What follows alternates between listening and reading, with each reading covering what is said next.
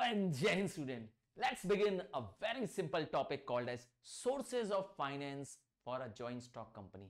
क्या पैसे का इंतजाम जॉइंट स्टॉक कंपनी के लिए? अब आप सोचेंगे कि जब सोल प्रोप्राइटरशिप होता है तो एक इंडिविजुअल फंड्स इंटरनली जुगाड़ कर लेता है, हाँ अपना ही पैसे का इस्तेमाल कर लेता है, बैंक से लोन ले लेता है, पार्टनरशिप में कुछ व्यक्ति आ जाते हैं।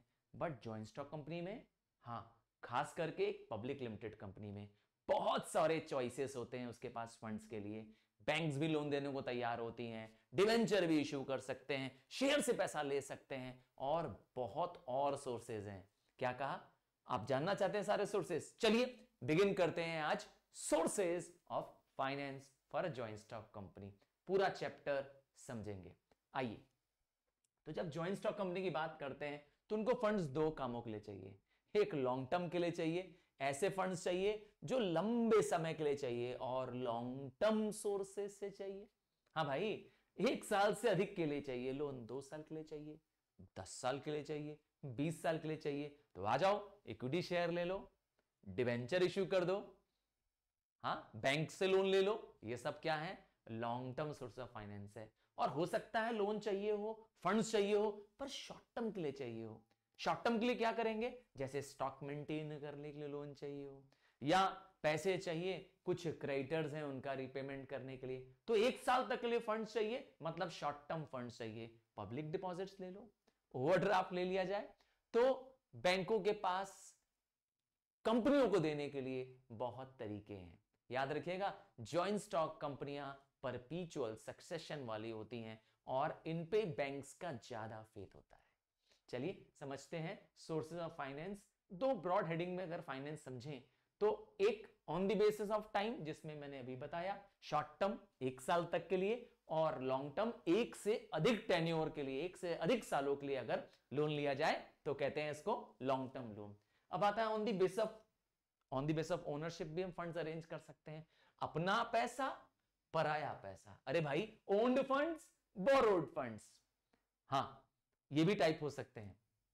आइए अब समझते हैं लॉन्ग टर्म सोर्सेस, जो हमारा टॉपिक है।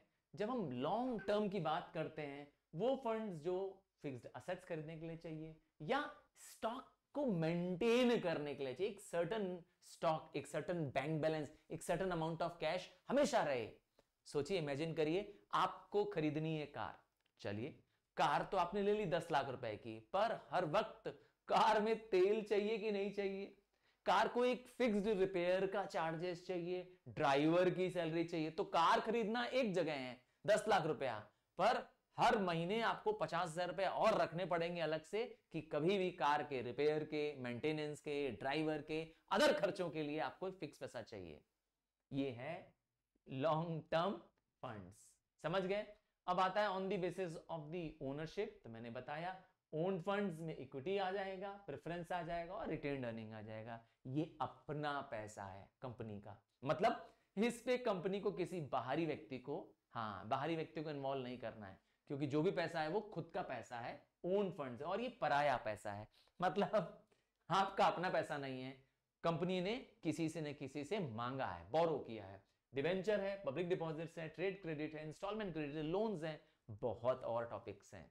हाँ, पूरा पूरा पूरा लेसन आप पढ़ेंगे तो आपको खूब टाइप के सोर्सेज ऑफ फंड्स मिलने वाले हैं। अब आते हैं सबसे पहले सोर्स के बारे में बात करते हैं, equity shares, ordinary shares, major gainers और वर्स्ट लूजर्स। पाते हैं छप्पड़ फाड़ के और जाता भी है छप्पड़ फाड़ के। हाँ सुना है क्या? अरे ऑर्डिनरी शेयर्स क्या होते हैं? कोई भी कंपनी जो शेयर्स पब्लिक को बेच रही है वो यूजुअली इक्विटी ही बेच रही होती है, ऑर्डिनरी शेयर्स बेच रही होती है। कोई भी व्यक्ति इस शेयर को खरीद सकता है और कंपनी के कैपिटल का एक हिस्सा उसका हो जाएगा। अरे भाई, जैसे केक में शेयर होता है, हाँ तुमने केक को काटा तो एक हिस्सा केक का तुम्हें मिला खाने को। समझ गया ना? तो शेयर मींस हिस्सा, हाँ कंपनी की कैपिटल का हिस्सा। कंपनी अपनी पूरी पूंजी, जो कैपिटल चाहिए बिजनेस चलाने के लिए, उसको स्मॉल स्मॉल अमाउंट्स में ब्रेक कर देती है। उस अमाउंट को कहते हैं हम लोग शेयर्स। तो किसी भी कंपनी में शेयर्स को सबसे इंपॉर्टेंट सोर्स ऑफ फंड माना गया है। क्योंकि ये परमानेंट सोर्स होता है और कंपनी का फाइनेंशियल बेस होता है। क्यों? क्योंकि एक बार कंपनी ने इक्विटी शेयर ले लिया तो परमानेंटली पैसा कंपनी के पास पड़ा रहता है, न तो पैसा कंपनी को अपने वर्किंग लाइफ में रिटर्न करना होता है और न तो यह पैसा किसी तरह के लिए कंपनी के लिए बर्डन है।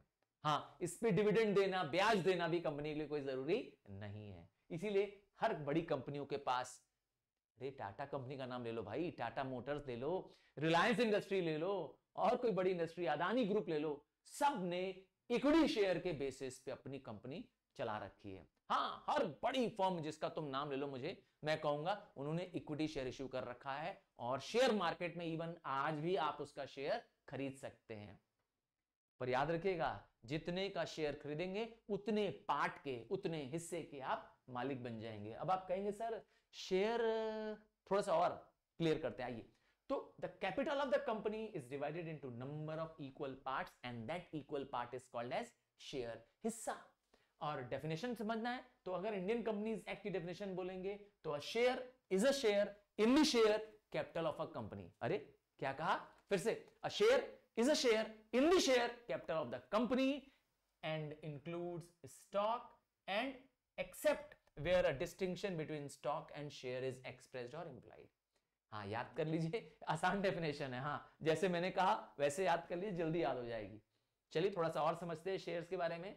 तो शेयर्स जिनमें प्रेफरेंशियल राइट्स नहीं है, जिनको पहले रीपे नहीं किया जाता है और पहले डिविडेंड नहीं दिया जाता है, ऑर्डिनरी शेयर्स होते हैं, इक्विटी शेयर्स होते हैं। और इसके कुछ फीचर्स, तो सबसे कॉमन फीचर है they are issued prior to the preference shares and debentures. इसका मतलब है एक कंपनी पहले प्रेफरेंस शेयर इशू नहीं करती है, डिबेंचर इशू नहीं करती है, पहले इक्विटी शेयर इशू करती है, ताकि अपने पास एक फंड, एक बेस इकट्ठा कर ले, एक फाइनेंशियल बेस इकट्ठा कर ले। हाँ, हर बड़ी कंपनी ऐसा ही करती है। रिलायंस की भी शुरुआत ऐसे ही हुई थी। उन्होंने इक्विटी शेयर जारी करके क्या किया, अपने लिए एक फाइनेंशियल बेस तैयार कर लिया। अब उसके बाद असेट्स खरीदा, बिजनेस चलाया और जरूरत पड़ने पे प्रेफरेंस और डिबेंचर्स इशू किया। फिर प्रेफरेंस शेयर्स, इक्विटी शेयर्स के पास कोई प्रेफरेंशियल राइट नहीं होता है। प्रेफरेंस मतलब होता है प्रिविलेज, मतलब पहले पैसा लौटाया जाना। जी नहीं, इक्विटी शेयर्स को पहले पैसा नहीं लौटाया जाता है। और क्या है, इक्विटी शेयर्स को लास्ट में रिपे करते हैं। इक्विटी शेयर्स के पास सबसे बड़ी ताकत क्या है, वोट करने का अधिकार। हाँ, अरे जैसे हम अपने लीडर्स को चुनते हैं, वैसे इसमें भी, कंपनी में भी हम अपने डायरेक्टर्स को चुनते हैं। किसके द्वारा? इस इक्विटी शेयर के द्वारा। जितने ज्यादा इक्विटी शेयर तुम्हारे पास होंगे उतने ज्यादा वोटिंग राइट है तुम्हारे पास। समझ गया ना? तो बड़ी बड़ी कंपनियों में जो large number of shares hold करते हैं, वो क्या करते हैं, डायरेक्टरशिप भी उनके पास आ जाती है। हाँ, आपने फिल्मों में या सीरियल्स में देखा होगा कि किसी ने कंपनी का बड़ा शेयर खरीद लिया है और कंपनी का वो मालिक बन बैठा है। हाँ, वो इक्विटी शेयर की बात कर रहे हैं वहां पर हम लोग। अब आते हैं इक्विटी शेयर के एडवांटेजेस। वो भी एडवांटेज किसको, कंपनी को क्या फायदा है, कंपनी क्यों इक्विटी शेयर इशू करती है। सबसे बड़ा फायदा कंपनी को फायदा है कि उसके पर बर्डन नहीं है। हाँ भाई, पैसे कमाओ, पैसे लुटाने की, प्रॉफिट बांटने की कोई जरूरत नहीं है, कंपल्सरी नहीं है। क्या, कंपनी के डायरेक्टर्स डिसाइड करते हैं। कंपनी की जो जनरल मीटिंग होती है उसमें तय होता है कि डिविडेंड कंपनी देगी प्रॉफिट से कि नहीं देगी। तो बर्डन नहीं है, कोई कंपल्सरी नहीं है देना, ठीक है ना। हालांकि मैं बता दूं, कंपनियां देना चाहती हैं डिविडेंड, क्योंकि डिविडेंड देने से कंपनी के मार्केट में गुडविल बढ़ती है, लोगों का विश्वास बढ़ता है कि कंपनी लोगों को डिविडेंड बांट रही है, ठीक है। पर बर्डन नहीं है, मैंने बता दिया, कोई कंपल्सरी नहीं है देना। और क्या है, परमानेंट कैपिटल है। एक बार कंपनी ने इक्विटी शेयर से पैसा ले लिया, वो पैसा अपना। एक गाना है ना, राम राम जपना, पराया माल अपना। सुना है क्या ये गाना? चलिए, ये नमक हराम का गाना था, अमिताभ बच्चन की एक फिल्म थी, राम राम जपना, पराया माल अपना। तो कंपनी ने क्या कर दिया, आम जनता से, हाँ सबसे इक्विटी शेयर ले लिया, क्योंकि इक्विटी शेयर छोटी छोटी वैल्यूज के होते हैं। हाँ, 10 रुपए के नॉमिनल वैल्यूज के होते हैं यूजुअली, और लोगों ने अपने बजट के हिसाब से खरीद लेना होता है शेयर। किसी ने 100 खरीदे, किसी ने 1000 शेयर खरीदे, किसी ने 50,000 शेयर खरीदे। कंपनी के पास तो पैसा आ गया, अब कंपनी इसको लौटाएगी नहीं। समझ गया ना? इसीलिए कंपनी के पास क्या है, ये परमानेंट पैसा है, कंपनी लाइफ टाइम तक अपने पास रखी रहती है। और क्या खास बात है, no charge on asset. Company ने शेयर्स इश्यू किए, शेयर इशू करने के बाद कंपनी को कोई भी अपना असेट्स गिरवी नहीं करना पड़ा। यूजुअली कंपनी जब पैसे अरेंज करती है, खास करके बैंक से जब लोन लेती है, तो बैंकें कहती हैं अरे भैया अपनी कोई बिल्डिंग, अपनी कोई लैंड का कागज हमारे पास गिरवी करिए, हाँ मॉर्गेज करिए, गिरवी मतलब मॉर्गेज करिए। पर शेयर के मामले में no charge on the asset. देखा, कंपनी के पास पैसा भी आ गया और कंपनी को अपने एसेट्स कोई गिरवी भी नहीं करने पड़े। बड़ी मजेदार है ये पैसा, है ना, ये फंड बड़ा मजेदार है कंपनी के लिए। और क्या खास बात है, सोर्स ऑफ स्ट्रेंथ। ऐसा माना जाता है कि जिन कंपनियों के पास इक्विटी शेयर्स खूब सारा है, वह कंपनी बहुत स्ट्रांग है, मार्केट में उसकी बहुत गुडविल भी है। हाँ, क्योंकि ये एक लंबे समय तक फंड्स कंपनी के पास है, इसीलिए तो रिलायंस का इतना नाम है। क्यों भाई लोग रिलायंस के शेयर खरीदने को तैयार रहते हैं? इसीलिए क्योंकि बहुत बड़ा कैपिटल बेस है उनके पास इक्विटी शेयर का। और तो और ये शेयर्स ज्यादातर नॉमिनल वैल्यूज इनकी बहुत कम होती है। जब कंपनियां स्टार्ट करती हैं तब की बात कर रहा हूं, बाद में तो कंपनियों के प्राइसेस बहुत बढ़ जाते हैं जब अच्छी चलती हैं, पर जब स्टार्ट करती हैं तो इनकी नॉमिनल वैल्यू बहुत कम होती है। हाँ, 10 रुपए से नॉर्मली स्टार्ट करते हैं कंपनी, तो कोई भी आदमी खरीद सकता है। इसका मतलब वो व्यक्ति भी खरीद सकता है जो मिडिल इनकम वाला है। हाँ भाई, 10 रुपए में खरीदने में तो बर्डन नहीं पड़ेगा लोगों पे, इसीलिए it appeals to the large number of the people. And last but not the least, unlimited source, मतलब इक्विटी की कोई लिमिट नहीं है, कंपनी कितने भी अमाउंट का इक्विटी शेयर जारी कर सकती है। ठीक है ना, मतलब कंपनियों को 10,000 करोड़ चाहिए तो भी कंपनी इश्यू कर सकती है। हाँ, मैं एक एग्जांपल दे सकता हूं, कोल इंडिया लिमिटेड। हाँ, इसने लगभग 16,000 करोड़ पब्लिक से इक्विटी शेयर के रूप में जारी किया था। इमेजिन करिए, 16,000 करोड़। हाँ, गवर्नमेंट ऑफ इंडिया की कंपनी है, तो इसका मतलब है कि बहुत बड़ा सोर्स ऑफ फाइनेंस है ये।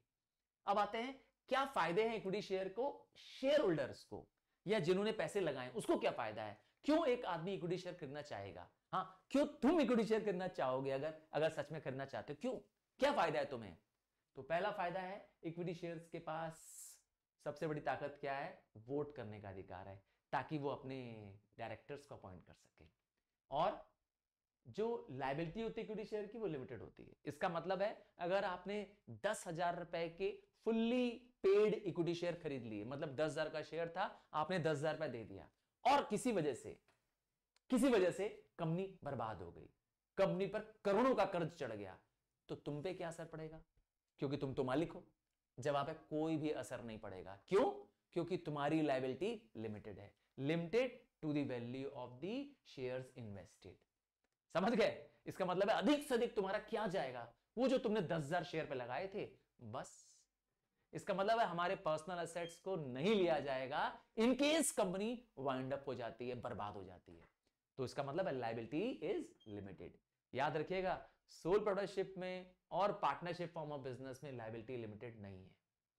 क्योंकि अगर आप बिजनेस कर रहे हैं और आपका बिजनेस कहीं पे लॉसेस में जा रहा है, आपके ऊपर लायबिलिटीज बहुत ज्यादा चढ़ गई हैं, तो आपके पर्सनल एसेट्स भी ले लिए जाएंगे। समझ गया ना? उसमें लायबिलिटी अनलिमिटेड है। और क्या फायदा है इक्विटी शेयर का? फायदा यह है कि अगर बिजनेस अच्छे चल रहे हैं, जैसे कि अच्छी कंपनियां, हीरो कंपनी है, हीरो होंडा जैसे नाम सुना होगा आपने। हाँ, हीरो मोटर्स हो गई आजकल, ये है ना, होंडा से अलग हो गई है। तो जब ये बहुत अच्छे बिजनेसेस कर रही थी, तो ये लोगों को 900% डिविडेंड दे रही थी। इसका मतलब है कि कंपनी बहुत हाई रेट ऑफ डिविडेंड भी दे सकती है, स्पेशली प्रॉफिट मेकिंग कंपनी। और तो और एक फायदा मिलता है, जो इक्विटी शेयर होल्डर्स होते हैं उनको एक राइट शेयर मिलता है। इसका मतलब है, जब एक कंपनी इक्विटी शेयर के बाद दोबारा शेयर कभी इश्यू करती है, तो पहले उस पुराने इक्विटी शेयर होल्डर को शेयर्स मिले जाते हैं। इसे कहते हैं राइट शेयर्स या राइट ऑफ प्रीएम्पशन। किसको मिलेगा ये राइट?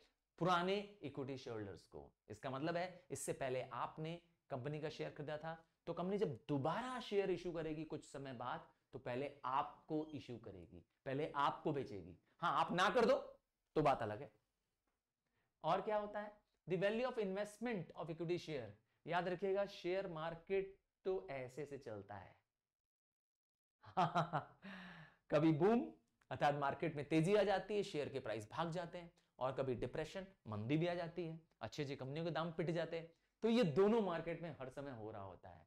और आपको मालूम ही है, शेयर के प्राइस जब बढ़ जाएं, बेच के पैसा खाली कर लो अपना, तो फायदे मिलते हैं। क्या, स्पेक्यूलेशन की।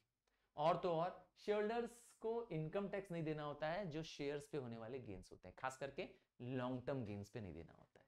तो ये तो हो गए एडवांटेजेस। इक्विटी शेयर के बहुत फायदे थे, अब नुकसान भी, डिसएडवांटेज भी। सबसे पहला डिसएडवांटेज कंपनियों को क्या है? कंपनियों के ऊपर डिसएडवांटेज ये है कि इक्विटी शेयर्स के पास वोटिंग राइट होती है, तो कुछ ही लोग क्या करते हैं, कंपनी पे अपना कंट्रोल बना लेते हैं।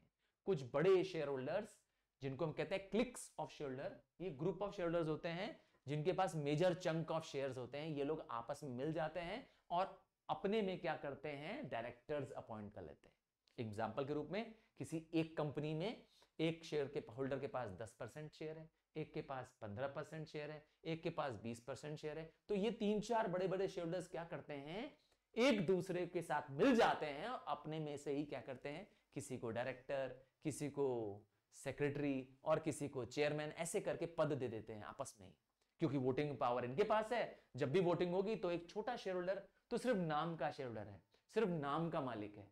हाँ, सारा पावर तो इन बड़े शेयर होल्डर्स के पास है जिनके पास मेजर शेयर्स हैं, है ना। जैसे रिलायंस कंपनी का एग्जांपल लूं तो रिलायंस फैमिली, जो अंबानी फैमिली है, उसी के पास मेजर शेयर्स हैं, मोर देन 50% शेयर्स हैं। नतीजा, हमेशा रिलायंस कंपनी में किसका कंट्रोल बना रहेगा, अंबानी फैमिली का। अरे भाई, 50% से ज्यादा शेयर तो उन्हीं के पास है, तो जब भी वोटिंग पड़ेगा तो वोट किसको ज्यादा जाएगा, डायरेक्टर्स ऑफ रिलायंस कंपनी, जो कि अंबानी फैमिली के रहेंगे, है ना। कभी उनकी बिटिया डायरेक्टर बन जाएगी, कभी उनकी मां डायरेक्टर बन जाएगी, कभी मुकेश जी बन जाएंगे, कभी उनके बच्चे बन जाएंगे, क्योंकि वोटिंग पावर तो उन्हीं के पास है। समझ गए क्या कहना चाहते हैं? तो कुछ ही लोग कंपनी पर अपना कंट्रोल बनाए हुए हैं। वो कौन लोग हैं? कुछ लोग जिनके पास मेजर इक्विटी शेयर्स हैं। तो है ना, कंट्रोल हो गया ना उनके हाथ में, तो बाकी ऑर्डिनरी शेयर्स तो कुछ कर ही नहीं पाएंगे उनके खिलाफ। फिर डेंजर ऑफ ओवर कैपिटलाइजेशन। अक्सर कंपनियां जो इक्विटी शेयर इशू करती हैं, वो इतना ज्यादा इशू कर देती हैं कि कैपिटल ओवर रेज कर लेती हैं, फंड्स एक्सेसिवली जमा कर लेती हैं, और इसकी वजह से वो ओवर कैपिटलाइजेशन हो जाती है, और नतीजा बाजार में उनका गुडविल डाउन हो जाता है, क्योंकि वो प्रॉपर डिविडेंड नहीं दे पाती हैं। जब इक्विटी बेस ज्यादा हो जाएगा तो आप डिविडेंड कम दे पाओगे ना, और जो कंपनियां डिविडेंड कम देगी, मार्केट में दाम भी तो गिर जाएगा उसका। और क्या प्रॉब्लम है? No trading on equity. अगर कोई कंपनी सोचे कि हम सारा पैसा सिर्फ और सिर्फ इक्विटी से ले लेंगे, बैंक से लोन नहीं लेंगे, डिबेंचर नहीं लेंगे, कोई और फॉर्म्स ऑफ सिक्योरिटीज इशू ही नहीं करेंगे, सिर्फ शेयर से ले लेंगे, तो उस कंपनी को ट्रेडिंग ऑन इक्विटी का एडवांटेज नहीं मिलेगा। इसका मतलब है कि वो कंपनी सिर्फ शेयर लेकर के क्या करेगी, बर्डन तो अपना कम कर लेगी, पर जो डिबेंचर इशू करके या लोन लेकर के जो एडवांटेज मिलता था, वो एडवांटेज नहीं मिल पाएगा। और क्या प्रॉब्लम है? कॉस्टली। याद रखिएगा, इक्विटी शेयर बेचना मुश्किल काम है। सर क्या मुश्किल है? अरे इक्विटी शेयर बेचने के लिए कंपनियों को अपना प्रचार प्रसार करना पड़ता है, प्रोस्पेक्टस इश्यू करना पड़ता है, बहुत सारी लीगल फॉर्मेलिटीज करनी पड़ती है। हाँ, बहुत सारी लीगल फॉर्मेलिटीज, जैसे मैंने कहा सेबी से परमिशन लेनी है, अंडरराइटर कमीशन देनी होती है, शेयर इशू एक्सपेंसेस करने होते हैं। अरे बड़ा खर्चीला काम है भाई। सोचिए, इमेजिन करिए कंपनी को बैंक से लोन लेना है, तो क्या करना पड़ेगा? ढोल नगाड़े बजाते हुए जाएंगे बैंक? क्या शेयर होल्डर्स से परमिशन लेंगे? नहीं भाई, चुपचाप जाएंगे, डॉक्यूमेंट का एक बैग ले जाएंगे, बैंक को डॉक्यूमेंट दिखाएंगे, लोन लेके घर चले आएंगे। क्या हुआ? No expenses on raising the loans. पर शेयर के मामले में ऐसा नहीं है, खूब ढोल नगाड़ा बजाना पड़ेगा, टीवी में ऐड देना पड़ेगा, न्यूज़पेपर में आना पड़ेगा कि कंपनी नया इक्विटी शेयर बेच रही है, पब्लिक से परमिशन लेनी पड़ेगी, है ना, सेबी से परमिशन लेनी पड़ेगी। सोचिए, खूब खर्चीला काम है। तो ये एक प्रॉब्लम है ना, ये बहुत बड़ा प्रॉब्लम है। और इनफ्लेक्सिबल क्या है? मतलब इनफ्लेक्सिबल का मतलब क्या है इस पॉइंट में, कि जब इक्विटी शेयर कंपनी इशू करती है तो कंपनी के पास एक फिक्स्ड अमाउंट ऑफ शेयर आ जाता है, और मेमोरेंडम ऑफ एसोसिएशन नाम का जो डॉक्यूमेंट है कंपनी का, वो क्या कहता है, वो कंपनी को परमिशन नहीं देता है कि हम एक सर्टेन नंबर ऑफ शेयर्स के बियॉन्ड इशू कर पाए, क्योंकि जितना कैपिटल क्लॉज में शेयर लिखा है, कंपनी उतना ही शेयर पब्लिक को बेच सकती है। देखा, इनफ्लेक्सिबल हो गए। अब आते हैं, क्या बुराई है इक्विटी शेयर की शेयरहोल्डर्स के लिए या जिसने पैसे लगाए हैं? पहली बुराई है कि perpetuation of control by a few. कुछ ही लोग, मैंने पहले ही बताया था, कुछ बड़े शेयर होल्डर्स जिनके पास मेजर वोटिंग राइट्स हैं, वो ही कंपनी पे कंट्रोल जमाए हुए हैं। मतलब जो छोटे शेयर होल्डर्स हैं, जिनके पास कुछ शेयर्स हैं, फ्यू शेयर्स हैं, वो सिर्फ नाम के मालिक हैं, मालिक तो हैं सिर्फ पेपर पे, नाम पे मालिक हैं, उनके पास एक तरह से कहें कुछ पावर नहीं है। सारा मेजर वोटिंग पावर तो जिनके पास है वही कंपनी के मजे ले रहे हैं। और तो और इक्विटी शेयर बहुत रिस्की होते हैं, या तो भाव तेजी से बढ़ता रहता है और या तो तेजी से भाव नीचे आता रहता है, तो प्राइसेस बहुत तेजी से फ्लक्चुएट होती हैं। अगर आपके पास कमजोर दिल है तो आप इक्विटी शेयर में पैसा कभी मत लगाइए। हाँ भाई, एकदम मैंने कहा था ना, छप्पर फाड़ के पैसा भी आता है और चला भी जाता है छप्पर फाड़ करके, समझ जाइए। मैंने बोला था मेजर गेनर्स होते हैं और वर्स्ट लूजर्स भी होते हैं। और क्या खास बात है, अनहेल्दी स्पेकुलेशन। स्पेकुलेशन मतलब होता है सट्टा, दाव लगाना शेयर मार्केट में, भयंकर। हाँ, आपने हर्षद मेहता का तो नाम सुना ही होगा, है ना, बिग बुल का नाम सुना ही था ना, इस पे मूवी आई थी। हाँ, वो सही मूवी थी, वो जो मूवी में दिखा है गलत नहीं है। ऐसे बहुत सारे केसेस और कांड हुए हैं जिसमें शेयर के प्राइसेस कई गुना, हजारों गुना, मल्टीपल टाइम्स बढ़ गए हैं। एक्चुअली में कंपनी दिवालिया हो जाती है, बाद में बर्बाद हो जाती है। तो ऐसा बहुत कुछ होता है शेयर मार्केट में, जो बेचारे आम शेयरहोल्डर को पता ही नहीं होता है, वो बर्बाद भी बेचारे हो जाते हैं, क्योंकि बड़े लोग खेल खेल लेते हैं, उसी में वारे न्यारे उनके हो जाते हैं। चलिए, तो ये अनहेल्दी जो है शेयर्स में मार्केट में काम हो रहा होता है, और इसी को रोकने के लिए बनाई गई एक बॉडी, नाम है SEBI, that is securities and exchange board of India, इस अनहेल्दी स्पेकुलेशंस को रोकने के लिए। पर है ये डिमेरिट है। पर आइए, अभी तक तो आपने जितना भी जाना वो था इक्विटी शेयर्स, मतलब ऑर्डिनरी शेयर्स, मतलब वो शेयर्स जिनके पास कोई प्रेफरेंशियल राइट नहीं था, न रिटर्न ऑन कैपिटल न रिटर्न ऑफ कैपिटल। अब जो करेंगे वो है प्रेफरेंस शेयर्स। ये कैसे शेयर्स होते हैं, ये प्रेफरेंशियल राइट्स वाले शेयर्स होते हैं। इनके पास प्रिविलेज होता है। किस बात का privilege, they receive dividend before the equity share, they are return the capital before the equity shares. देखा, डिविडेंड भी पहले मिलेगा और फिक्स्ड अमाउंट मिलेगा, और जब कैपिटल लौटाया जाएगा, पैसा लौटाने की बारी आएगी, तो इक्विटी से पहले लौटाएंगे। इसीलिए नाम है प्रेफरेंस, हिंदी बोले तो पहले मौका। ठीक है, हाँ भाई, जैसे हम लोग किसी को, अपने छोटों को क्या करते हैं, कहते हैं ना, ठीक है तुम पहले चढ़ जाओ, तुम बस में चले जाओ पहले, तो प्रेफरेंस दे देते हैं, या लेडीज को प्रेफरेंस देते हैं, ठीक है लेडीज बैठ जाए पहले। तो उस तरह से प्रेफरेंस शेयर्स ये बेसिकली बीच में होते हैं, ये डिवेंचर और इक्विटी शेयर के बीच में एक हाई तरह की हाइब्रिड सिक्योरिटी है। क्या चीज, हाइब्रिड सिक्योरिटी, दोनों के एडवांटेजेस हैं इसके अंदर। आइए इनके टाइप्स के बारे में समझते हैं, प्रेफरेंस शेयर्स के बारे में। सबसे पहला है क्यूमुलेटिव। क्यूमुलेटिव, हाँ, अक्यूमुलेट करना, एकत्रित करना। तो प्रेफरेंस शेयर्स को एक फिक्स्ड रेट ऑफ डिविडेंड देती है कंपनी, पर किसी ईयर जब कंपनी के पास प्रॉफिट नहीं होगा तो अगर क्यूमुलेटिव प्रेफरेंस शेयर है तो उस केस में कंपनी उसका डिविडेंड किसी वजह से, प्रॉफिट ना होने की वजह से, अगले साल कैरी फॉरवर्ड कर देगी। इसका मतलब है जब तक कंपनी के पास प्रॉफिट सफिशिएंट नहीं होगा, कंपनी उनके हिस्से का डिविडेंड अक्यूमुलेट करती रहेगी, और जैसे ही कंपनी के पास प्रॉफिट आएगा, कंपनी उस क्यूमुलेटिव प्रेफरेंस शेयर वालों को उसका पूरा डिविडेंड दे देगी। क्या होगा अगर नॉन क्यूमुलेटिव हुआ तो, ठेंगा। ठेंगा मतलब समझ गए, हाँ, ठेंगा मतलब कि अगर कंपनी के पास प्रॉफिट नहीं है सफिशिएंट और नॉन क्यूमुलेटिव प्रेफरेंस शेयर्स हैं, नहीं देंगे। प्रॉफिट है तो दे देंगे, और नहीं है इस साल प्रॉफिट तो नहीं देंगे, अगले साल पिछले वाले साल का पैसा नहीं देंगे, अगले साल जब पैसा आएगा तो अगले साल का देखेंगे।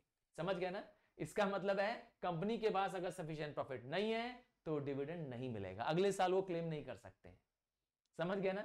एक होता है पार्टिसिपेटिंग और नॉन पार्टिसिपेटिंग। पार्टिसिपेटिंग ये वो प्रेफरेंस शेयर्स होते हैं जिनको एक फिक्स रेट ऑफ डिविडेंड मिल जाता है, ठीक है, फिर इसके बाद कंपनी इक्विटी शेयर को डिविडेंड दे देती है, और अगर उसके बाद भी सरप्लस प्रॉफिट बचता है तो दोबारा डिविडेंड देती है इसको। तो डिविडेंड दो बार मिला, एक फिक्स डिविडेंड और एक पार्टिसिपेटिंग डिविडेंड। ये पार्टिसिपेटिंग डिविडेंड कहां से आता है, इक्विटी शेयर होल्डर्स को पैसा देने के पास जो एक्सेस या सरप्लस प्रॉफिट बचता है उसका भी एक शेयर और मिलता है, नाम है पार्टिसिपेटिंग डिविडेंड। इसीलिए इसको कहते हैं पार्टिसिपेटिंग प्रेफरेंस शेयर होल्डर्स। इसका मतलब नॉन पार्टिसिपेटिंग वालों को क्या मिलेगा? सिर्फ एक डिविडेंड मिलेगा, वो फिक्स्ड डिविडेंड जो कंपनी ने कहा था। प्रॉफिट होगी तो एक फिक्स्ड रेट ऑफ डिविडेंड दे देंगी, सरप्लस प्रॉफिट में उनको कुछ भी हिस्सा नहीं मिलेगा। समझ गए? नेक्स्ट आता है कन्वर्टेबल, सबसे आसान नाम है, क्या कहते हैं? कन्वर्ट कर देने वाला। इसका मतलब है जब company convertible preference share issue करती है तो पहले ही शेयरहोल्डर्स को बता देती है कि हम एक सर्टेन टाइम पीरियड बाद इसको इक्विटी शेयर में कन्वर्ट कर देंगे। तो समझ गए? क्लियर हो जाएगा कि वो कन्वर्टेबल है। और उल्टा कर दो, दूसरा कर दो, क्या? Non convertible. मतलब कंपनी प्रॉमिस नहीं कर रही है और नतीजा क्या होगा? कंपनी प्रेफरेंस शेयर्स को इक्विटी शेयर में कभी भी कन्वर्ट नहीं करेगी। एक और टर्म आता है redeem. The word redeem means repay. क्या? पैसा लौटा देना भाई। तो रिडीमेबल प्रेफरेंस शेयर्स कैसे होते हैं? ये वो प्रेफरेंस शेयर्स होते हैं जिनका एक सर्टेन टाइम पीरियड बाद, after the expiry of certain maturity period, company इसका पैसा रीपे कर देती है। वैसे एक नया रूल आ गया है इंडियन कंपनीज एक्ट का कि कंपनीज कभी भी 20 साल से अधिक तक प्रेफरेंस शेयर्स नहीं होल्ड कर सकती। इसका मतलब मैक्सिमम टेन्योर कितना हो गया? 20 साल। विद इन 20 ईयर्स कंपनी को क्या करना है? प्रेफरेंस शेयर्स का पैसा लौटाना ही है। और अदरवाइज कंपनी के आर्टिकल्स ऑफ एसोसिएशन नाम के डॉक्यूमेंट्स में जो ड्यूरेशन लिखा है उतने ड्यूरेशन के अंदर कंपनी पैसा लौटाएगी, subject to maximum of 20 years. ठीक है? अब आता है नॉन रिडीमेबल प्रेफरेंस शेयर्स। इनको कंपनी क्या करती है? वैसे तो मैंने बताया अब नॉन रिडीमेबल या इरिडीमेबल प्रेफरेंस शेयर्स अब इशू हो नहीं सकते। मैक्सिमम टाइम पीरियड कितना है? 20 साल। तो 20 साल के अंदर तो हर हाल में पैसा लौटाना पड़ेगा। चलिए, advantages of preference share holders. तो एडवांटेज किसको? कंपनी को। तो कंपनी को फायदा क्या है? उन लोगों के लिए बहुत फायदेमंद है जो कॉशियस इन्वेस्टर है। सर ये कॉशियस कौन होता है? अरे वो लोग जो बहुत सावधान होकर चलते हैं, जो लोग बहुत केयरफुल होते हैं, जो लोग रिस्क कम उठाना चाहते हैं। समझ गए ना? जो लोग बहुत नहीं नहीं नहीं हमको रिस्क पसंद नहीं है तो आ जाओ भैया।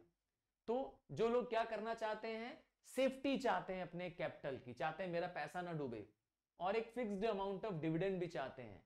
तो वो लोग क्या करते हैं? वो लोग प्रेफरेंस शेयर ले लेते हैं। दूसरा, no burden on profit. Again preference shares usually तभी कंपनी डिविडेंड देगी जब कंपनी के पास प्रॉफिट है। इसका मतलब है अगर कंपनी के पास प्रॉफिट नहीं है, कंपनी डिविडेंड नहीं देगी। सिर्फ याद रखिएगा क्यूमुलेटिव वालों को देती है। ठीक है? तो कंपनी के ऊपर बर्डन भी नहीं है इस बार भी। ठीक है ना? और आता है नॉन इंटरफेरेंस इन मैनेजमेंट। सबसे अच्छा पॉइंट मुझे लगता है यही है, क्योंकि प्रेफरेंस शेयर बेचने के बाद लोगों के पास वोटिंग पावर नहीं आता है। नतीजा क्या होगा? प्रेफरेंस शेयर इशू करने के बाद जब लोगों के पास वोटिंग ही पावर नहीं है तो ये कंपनी के काम में डिस्टर्ब नहीं।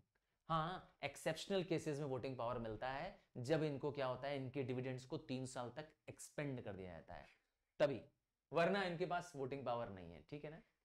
इनसे रिलेटेड अगर कोई मैटर डिस्कशन करना होता है तो ही इनको बुलाया जाता है, वरना इनको वोट करने का पावर नहीं है। कंपनी के डायरेक्टर्स ये अपॉइंट नहीं करते। फिर आता है और क्या एडवांटेज है? No charge on the assets. अर्थात कंपनी जब प्रेफरेंस शेयर इशू करती है, कंपनी के कोई भी एसेट्स गिरवी नहीं होते हैं। अर्थात प्रेफरेंस शेयर्स को बेचने वालों को, कंपनियों को अपने एसेट्स को गिरवी या मॉर्गेज नहीं करना होता है। सबसे बढ़िया चीज है। इसका मतलब है कंपनी जब चाहे तब अपने एसेट्स को फिर कहीं पर गिरवी देकर के और पैसे अरेंज कर सकती है ना? फायदे की चीज। फिर है ट्रेडिंग ऑन इक्विटी। डिविडेंड जो प्रेफरेंस शेयर को दिया जाता है, जो कि कंपनी फिक्स कर चुकी होती है, इससे ज्यादा कंपनी क्या कर सकती है? पैसा बचा सकती है। कैसे? अगर कंपनी खूब अच्छे प्रॉफिट कमा रही है तो जब कंपनी खूब सरप्लस प्रॉफिट कमाएगी, इनको तो एक फिक्स डिविडेंड देना है ना, बाकी पैसा कहां जाएगा? इक्विटी शेयर होल्डर को, क्योंकि उनका डिविडेंड फिक्स नहीं होता है ना? और कंपनी उनको अधिक डिविडेंड दे करके मार्केट पे अपनी गुडविल बेटर कर लेगी। इसे कहते हैं ट्रेडिंग ऑन इक्विटी। फिर आता है फ्लेक्सिबल। प्रेफरेंस शेयर्स जो रिडीमेबल नेचर वाले होते हैं, कंपनी उनको लौटा करके अपना बर्डन हल्का कर लेती है। हाँ भाई, फ्लेक्सिबिलिटी है, अपनी कैपिटल को घटा सकते हैं। जब कंपनी के पास सरप्लस फंड्स है तो क्या जरूरत है प्रेफरेंस शेयर को रखने की? लौटा दो पैसे उनको। Flexible capital. आते हैं शेयरहोल्डर्स को क्या फायदा मिलता है प्रेफरेंस शेयर्स खरीदने में? क्या फायदा है भाई?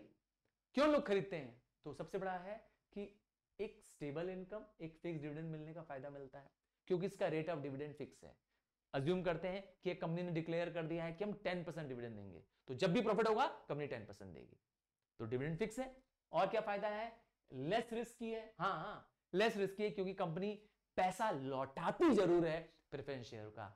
वैसे भी मैंने कहा non redeemable preference share issue होते नहीं है, अर्थात कंपनी एक बार रख ली तो हमेशा के लिए कंपनी का पैसा हो गया ना। 20 साल तो मैक्सिमम टाइम पीरियड है। और तो और प्रेफरेंस शेयरहोल्डर्स को उनकी इन्वेस्टमेंट मिलनी है, वो तो मैंने लगभग उसी पॉइंट में कह दिया। और एक और प्रेफरेंस शेयर होते हैं जिनको कहते हैं क्यूमुलेटिव प्रेफरेंस शेयर, तो उनको तो डरने की जरूरत भी नहीं है प्रॉफिट में, कि अगर कंपनी इस साल प्रॉफिट नहीं कमाएगी तो कोई बात नहीं है, अगले साल जब प्रॉफिट कमाएगी तो पिछले साल वाला भी ब्याज सहित पैसा देना पड़ेगा। समझ गया ना? अक्यूमुलेटिव वाले में याद रखिएगा बस। अब बुराइयां, प्रेफरेंस शेयर्स की कुछ कमी। क्या सिर्फ अच्छाइयां भी मिलती हैं, बुराइयां नहीं होती हैं? नहीं, बुराइयां भी होती हैं। तो पहली कमी क्या है प्रेफरेंस शेयर्स की, कि कंपनी के पॉइंट ऑफ व्यू से देख रहे हैं, ठीक है, कि ये एक वी कॉस्टली सोर्स है, अर्थात इसको रेज करना भी एक खर्चीला काम है। इसको भी बेचने के लिए, प्रेफरेंस शेयर्स को सेल करने के लिए कंपनी को बहुत सारे परमिशंस लेनी होती है।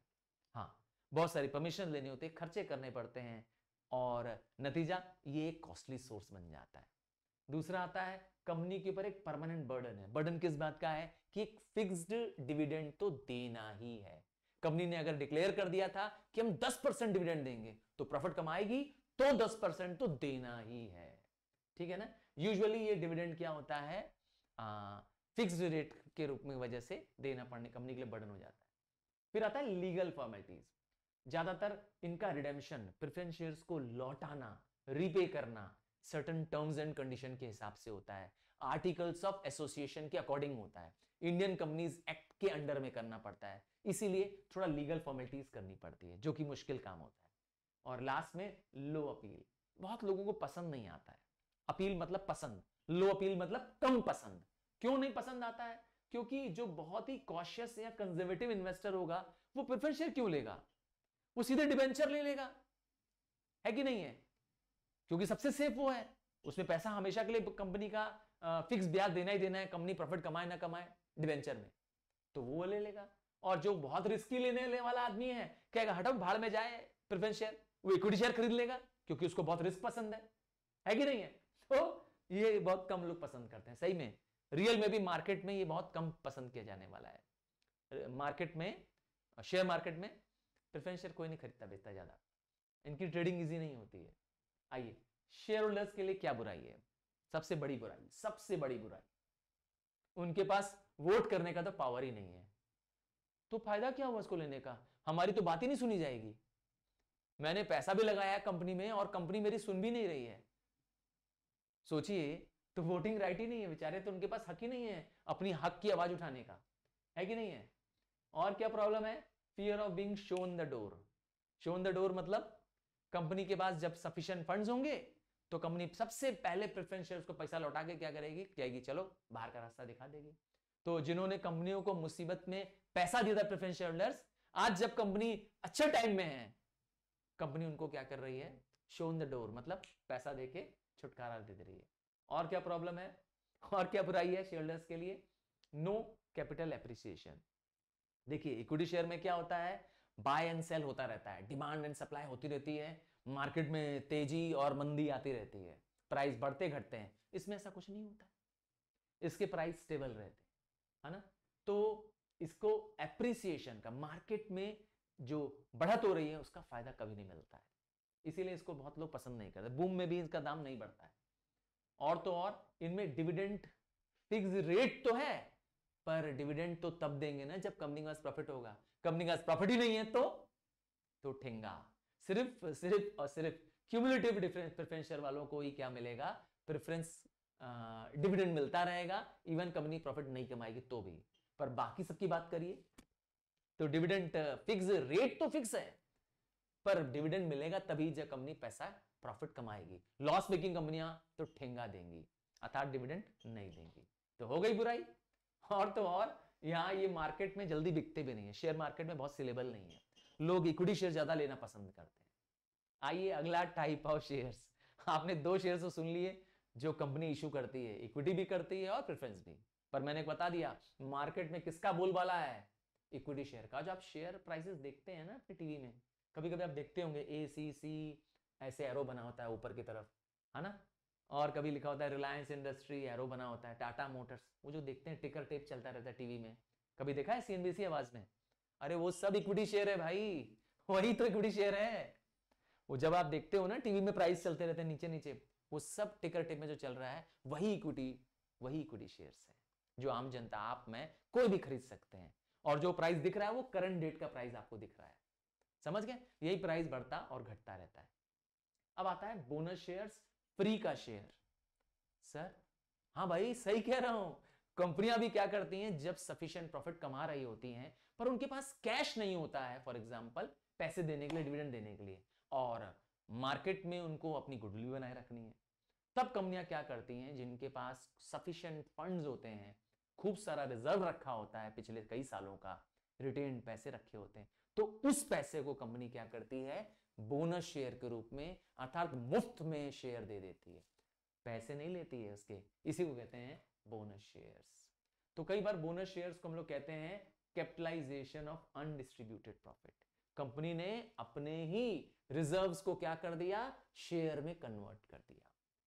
कंपनी अपने शेयरहोल्डर्स को खुश करने के लिए ऐसा करती है। अब कोई भी कंपनी कर सकती है क्या? नहीं नहीं, कुछ कंडीशंस हैं, कुछ शर्तें हैं बोनस शेयर जारी करने के लिए। पहला कि कंपनी के आर्टिकल ऑफ एसोसिएशन में बोनस देने का परमिशन होना चाहिए, आर्टिकल्स ऑफ एसोसिएशन में, और कंपनी के बोर्ड ऑफ डायरेक्टर्स का रिकमेंडेशन होना चाहिए। कंपनी के बोर्ड ऑफ डायरेक्टर्स मीटिंग करेंगे और उसमें वो परमिशन देंगे कंपनी को कि वो बोनस शेयर इशू कर सकती है, और कंपनी ने कभी भी अपने इंटरेस्ट पेमेंट्स का डिफॉल्ट नहीं किया हो, मतलब कंपनी टाइमली अपने इंटरेस्ट को पेमेंट कर रही हो, और तो और जो सरकार को पेमेंट्स करना होता है, जो इंप्लॉइज को पेमेंट करना होता है, उन सब पेमेंट्स में, जैसे इंप्लॉइज की ग्रेच्युइटी, पेंशन, इन सब में कंपनी ने कभी डिफॉल्ट ना किया हो। क्योंकि रिजर्व तो वो पैसा है जो बचत का पैसा है, जो कंपनी ने बांटा नहीं है, तो उस पैसे को ही कंपनी क्या कर रही है, अब प्रेफरेंस शेयर्स, बोनस शेयर में इशू कर रही है। तो वो तभी कर पाएगी जब ये सब डिफॉल्ट ना किया हो, या कंपनी ने कुछ पार्टली पेड अप शेयर्स जो इशू किए थे, अब उसको वो क्या कर रही है, फुल्ली पेड अप में कन्वर्ट कर रही है, कर सकती है।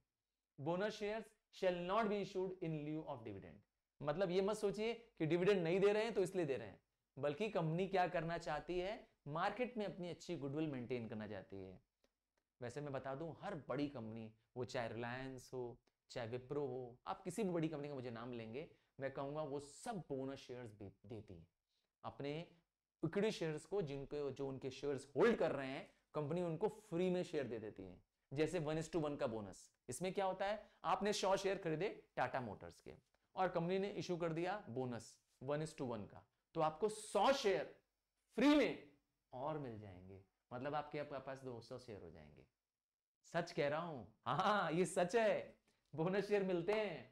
तो बोनस शेयर्स इशू करने के लिए कंपनी को 6 महीने का परमिशन लेना पड़ता है। बोर्ड ऑफ डायरेक्टर्स ने अगर अप्रूवल दे दिया तो अगले 6 महीने के अंदर कंपनी बोनस शेयर इशू जरूर करेगी।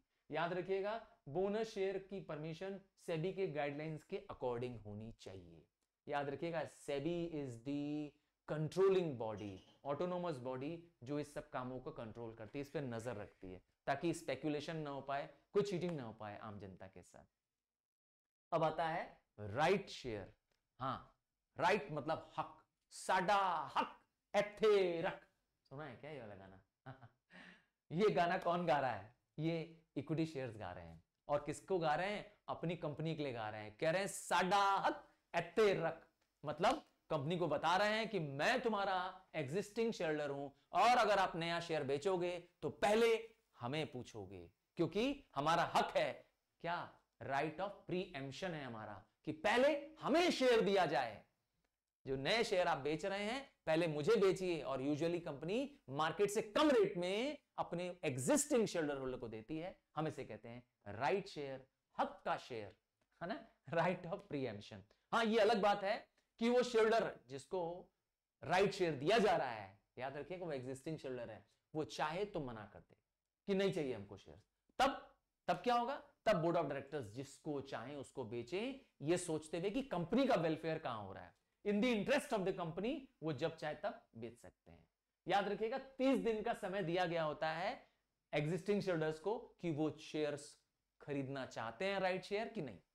30 दिन के अगर अंदर अंदर जवाब नहीं भी दिया तो मान लिया जाएगा कि वो शेयर नहीं खरीदना चाहता है। एक्सेप्ट करना है तो 30 दिन के अंदर, ठीक है। अब आता है क्या कंपनी जो प्रेफरेंस शेयर्स सॉरी जो कंपनी इशू कर रही है शेयर्स राइट शेयर्स, उनको क्या फायदा। तो मैंने कहा कि कंपनी हमेशा wellbeing of the equity share सोचती है। हमेशा जो एग्जिस्टिंग शेयर है जिसने पिछली बार मदद की थी पहले सोचती कि पहले उसको दो।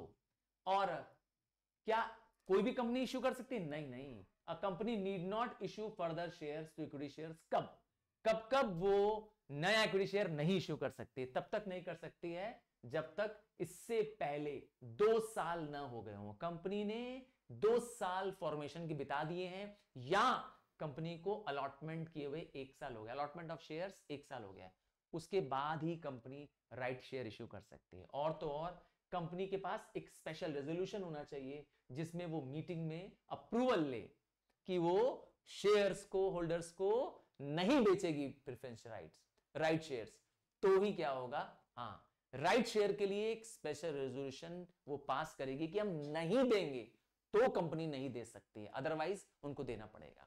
ये वो कंडीशंस हैं जब राइट शेयर कंपनी नहीं इश्यू करती है। और where the company passes an ordinary resolution and get approval by the central government, या तो कंपनी क्या करे स्पेशल रेजोल्यूशन पास ना करे क्योंकि उसके लिए 2/3 मेजॉरिटी चाहिए होती है। कंपनी ऑर्डिनरी रेजोल्यूशन पास कर दे और उसके बाद सेंट्रल गवर्नमेंट से परमिशन ले ले कि हमें राइट शेयर नहीं बेचना है, तो नहीं बेचेगी, नहीं देगी राइट्स। और या तो उसके खुद ही एग्जिस्टिंग शेयरहोल्डर्स मना कर दे रहे हैं कि हमें नहीं चाहिए, हटो, हमें नहीं चाहिए इक्विटी शेयर्स, हमें राइट शेयर चाहिए ही नहीं, जाओ। हाँ ऐसा हुआ था, सुजलॉन एनर्जी में हुआ था। सुजलॉन नाम की एक कंपनी है, ये विंड मिल्स चलाती है। इनके सारे इक्विटी शेयर होल्डर ने राइट शेयर लेने से मना कर दिया था, फिर कंपनी को शेयर मार्केट में जाकर के अपने शेयर बेचने पड़े थे, सच कह रहा हूं। तो ये भी हो सकता है। अब आता है ईसॉप, क्या नाम सुना है?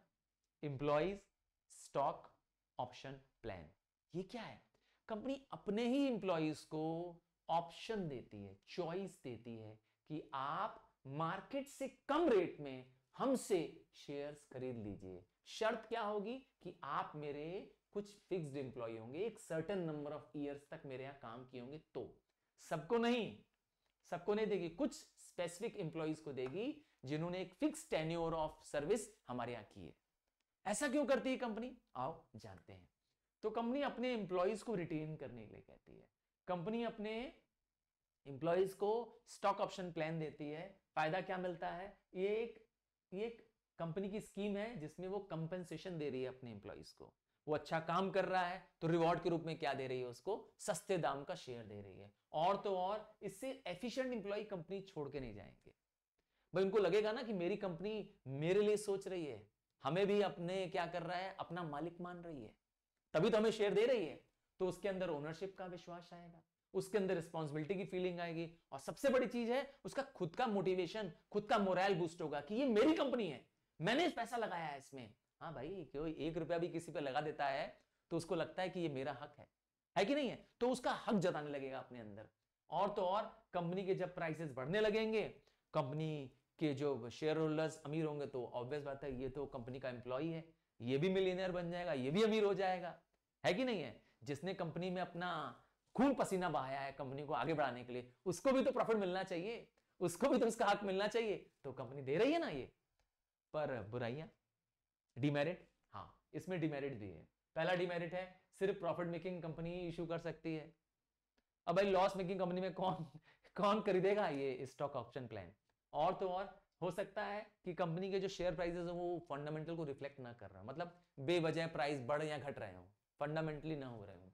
और तो और ये भी हो सकता है कि अगर कंपनी पहले तो अच्छी चल रही थी, अब क्या हो रहा है, भाव गिर रहे हैं उसके, जो एम्प्लॉइज खरीदे थे इस उम्मीद से कि दाम बढ़ेगा, कहीं दाम गिर गया तो भी बर्बाद हो जाएंगे। और तो और शेयर मार्केट की वजह से भी ऐसा होता है, कई बार शेयर्स बिकते ही नहीं है, एम्प्लॉइज ने खरीद तो लिया, मार्केट में शेयर बिक ही नहीं रहे हैं।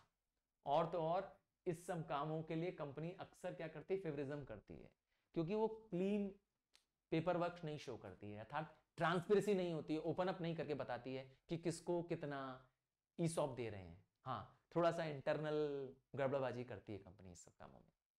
तो ये सब बुराइयां हैं। एक और टाइप के शेयर्स होते हैं, हम पढ़ते हैं। हाँ, इतने सारे टाइप ऑफ शेयर्स पढ़ लिए आपने, है ना। याद रखिएगा, ये सब इक्विटी शेयर के अंदर में ही आ रहा है। ये सब इक्विटी शेयर ही दे रही है कंपनी, जो ये ईसॉप दे रही है या स्वेट इक्विटी भी पढ़ने वाले हैं ये भी। अच्छा, कभी कभी कंपनी क्या करती है, कंपनी को कोई राइट्स चाहिए किसी से। मान लेते हैं किसी के पास माइनिंग राइट्स है, किसी के पास कोई पेटेंट है, किसी इंडस्ट्री टेक्नोलॉजी का कोई राइट है, और कंपनी को उसके वो राइट्स खरीदने हैं। कंपनी के पास पैसे भी नहीं है देने के लिए, तो कंपनी उनको क्या करती है, अपना शेयर दे देती है, कहती है तुम भी मालिक बन जाओ भाई। समझ गए, ये है स्वेट इक्विटी। अपने इंप्लॉइज को दे सकती है, डायरेक्टर्स को दे सकती है ना। बड़े पोजीशंस पे जो डायरेक्टर्स हैं उनको भी रिटेन करने के लिए ऐसा कर सकती है। तो स्वेट इक्विटी क्या होते हैं, वो शेयर्स होते हैं जो कंपनी सेक्शन 79A के तहत अपने इंप्लॉइज को, जो डायरेक्टर्स हैं, उनको मार्केट से कम रेट में इक्विटी शेयर दे के, या उनको पैसा नहीं है पर उनकी टेक्नोलॉजी, उनका पेटेंट, उनके राइट्स लेने के लिए कंपनी लेती है। समझ गए ना। अब आता है स्वेट इक्विटी के कुछ कंडीशंस हैं। पहला कंडीशन क्या है, कंपनी को इसकी परमिशन लेनी पड़ती है, किसमें, कंपनी की एनुअल जनरल मीटिंग में। अगर सारे शेयरहोल्डर्स परमिशन देंगे तो ही कंपनी स्वेट इक्विटी जारी कर सकती है। जैसे कि मैंने कहा, आपने इन्फोसिस का नाम सुना है क्या। हाँ, इंडिया की नंबर 2 IT कंपनी है, वो जारी करती है, वो स्वेट इक्विटी देती है अपने एम्प्लॉइज को। और तो और इसके लिए एक रेजोल्यूशन पास करना पड़ता है कि कितने इक्विटी शेयर्स इश्यू करेंगे, किस डायरेक्टर को इश्यू करेंगे, उसके नंबर, क्वांटिटी, ये सब क्लियर करना पड़ता है। और 1 साल के अंदर अगर परमिशन मिल गई है तो कंपनी जिसने 1 साल तक बिजनेस कर लिया है, 1 साल के अंदर वो उसके बाद ही जारी कर सकती है, उससे पहले नहीं। और तो और जो कंपनी के पास शेयर्स चल रहे हैं, अगर इक्विटी चल रहे हैं तो इक्विटी शेयर ही स्वेट इक्विटी में मिलेगा। प्रेफरेंस शेयर चल रहा है कंपनी में, कंपनी प्रेफरेंस शेयर्स बेचे तो प्रेफरेंस शेयर ही स्वेट इक्विटी में मिलेगा। और तो और स्वेट इक्विटी शेयर्स को रेगुलेशंस ऑफ सेबी के अंडर में काम करना होगा। याद रखिएगा, कंट्रोलिंग बॉडी पूरे शेयर मार्केट की, पूरे स्टॉक एक्सचेंज की कौन है, सेबी। सेबी के नियम के अंदर ही ऐसा कर सकते हैं। आइए एक और टॉपिक पढ़ते हैं, नाम है रिटेन्ड अर्निंग। रिटेन्ड अर्निंग, हाँ, वो अर्निंग जो मैंने क्या कर रखी है, बचा के रखी है। कंपनियां जब प्रॉफिट कमाती हैं तो क्या सारा प्रॉफिट डिविडेंड के रूप में बांट देती हैं, ना भाई। कुछ पैसा डिविडेंड के रूप में बांटती हैं और कुछ पैसा अपने पास बचा कर रखती हैं फ्यूचर के लिए। एक कुशन है, हाँ, कि अगर कभी कोई मुसीबत आई तो क्या उस समय मांगने बैठेंगे। अरे भाई, कंपनी में कब कोई बुरा टाइम आ गया और कंपनी को कोई नए इन्वेस्टमेंट के प्रपोजल की जरूरत है, कंपनी को पैसों की जरूरत है, तो क्या करेंगे इस समय। तो उस पैसे का नाम है retained earning, that amount of profit which is kept aside, ठीक है, जो डिविडेंड के रूप में ना बांटा गया है, वो है रिटेन्ड अर्निंग। कई बार इसको बोलते हैं फ्लोइंग बैक ऑफ प्रॉफिट। एक और अच्छा नाम है सेल्फ फाइनेंस। इसमें हमने अपने पैसे जो मुझे चाहिए बिजनेस के लिए, अपने कई सालों के रिटेन्ड अर्निंग को जो जमा किया था, उसको अब हम बिजनेस में इन्वेस्ट कर रहे हैं। सेल्फ फाइनेंसिंग सबसे बेस्ट, सबसे पॉपुलर सोर्स है बिजनेस को एक्सपेंड करने का। क्या फायदा है इसमें, बहुत फायदे हैं इसमें, बहुत फायदे हैं। अपना पैसा है भाई, हमने इकट्ठा करके रखा था, कई सालों से धीरे धीरे धीरे करके गुल्लक में पैसे इकट्ठे कर रहे थे और खूब सारा रिजर्व इकट्ठा हो गया। ये सबसे कन्वीनियंट है, सबसे सस्ता है, सबसे, क्यों, क्योंकि कोई लीगल फॉर्मेलिटीज नहीं कर रही है, किसी से नहीं पूछना है ना, अपना पैसा है, ना ब्याज देना है, ना कोई चार्ज ऑन असेट क्रिएट होने वाला है।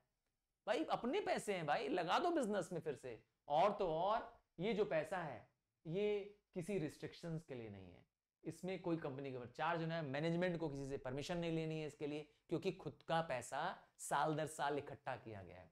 और तो और ये कंपनी की फाइनेंशियल स्ट्रेंथ को बढ़ाता है, क्रेडिट वर्दीनेस को बढ़ाता है। जिस कंपनी के पास जितना बड़ा रिटेन्ड अर्निंग है, जितना बड़ा रिजर्व है, वो कंपनी उतनी पावरफुल है मार्केट में। हाँ भाई, इससे पता चलता है कि कंपनी के पास एक सफिशिएंट कैशबैक रखा हुआ है, कुशन रखा हुआ है पीछे, जो कंपनी को परेशान नहीं होने देगा, बुरे वक्त से भी बाहर निकाल देगा। और तो और रिटेन्ड अर्निंग कंपनी यूज कर सकती है अपने डेब्ट्स को रीपे करने के लिए, या वो असेट्स जो पुराने हो गए हैं, ऑब्सोलीट हो गए हैं, अब उसके बदले कंपनी नए असेट खरीद सकती है बिना किसी एक्सटर्नल लोन लिए।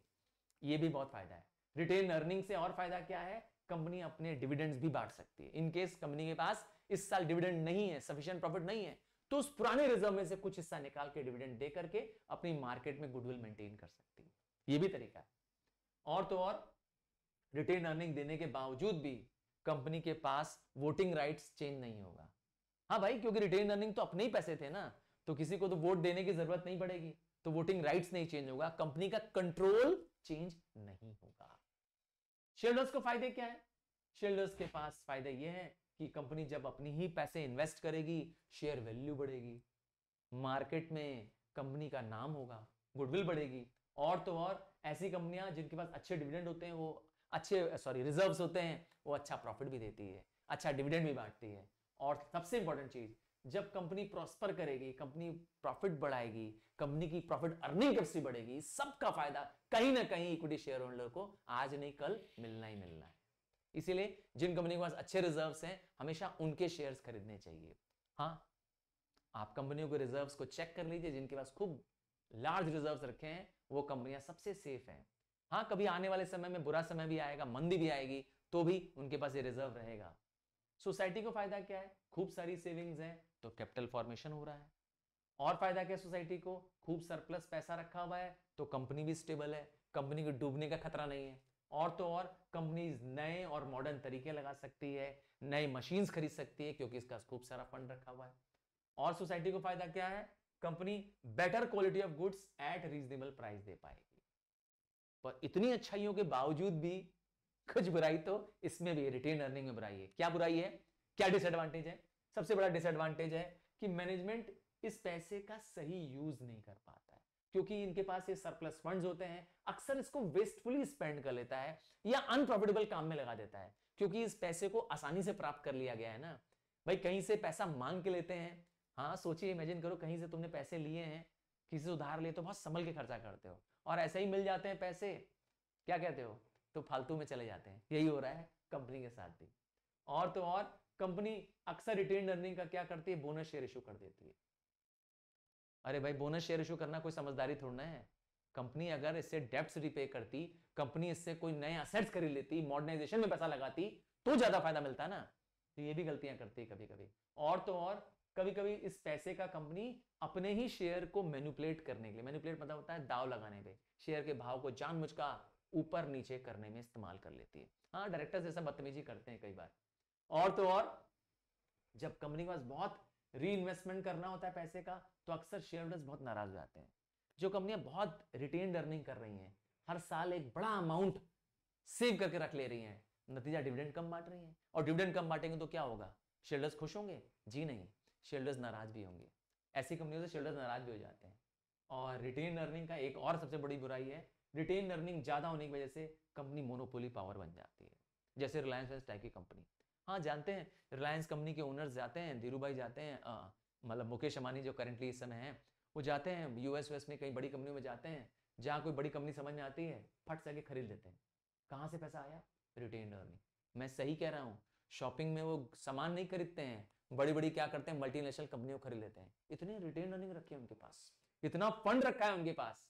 पर मैंने कहा ना, बुराई ये है कि कॉन्सेंट्रेशन ऑफ पावर हो जाता है, वो मोनोपोली पावर बन जाते हैं, अपने ही सेक्टर में सबसे बड़े लीडर बन जाते हैं, क्योंकि इतना पैसा है उनके पास। और तो और ये एक अनस्टेबल सोर्स ऑफ फंड है, ठीक है ना। अनस्टेबल इसलिए क्योंकि इसका सोर्स फिक्स नहीं है, बढ़ भी सकती है अर्निंग और घट भी सकती है। सो ये हमने first part of the sources of business finance of a joint stock company finish कर दिया है। और आपसे रिक्वेस्ट करूंगा कि हम आपके लिए डेडिकेटेड वीडियो बना रहे हैं, खूब मेहनत से वीडियो बना रहे हैं, और आपका अगर साथ नहीं मिला मेरे मेगा स्टार्स, तो मुझे बहुत दुख होगा।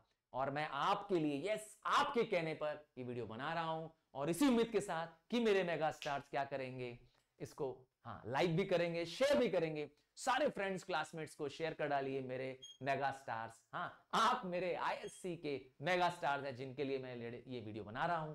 और एक रिक्वेस्ट करूंगा, अपने सारे फ्रेंड्स क्लासमेट्स को जोड़ दो, और खूब सारे कंटेंट्स में बनाने को तैयार हूं, पर चाहिए मुझे आपका ढेर सारा प्यार, ढेर सारा like. So take care, bye and see you again.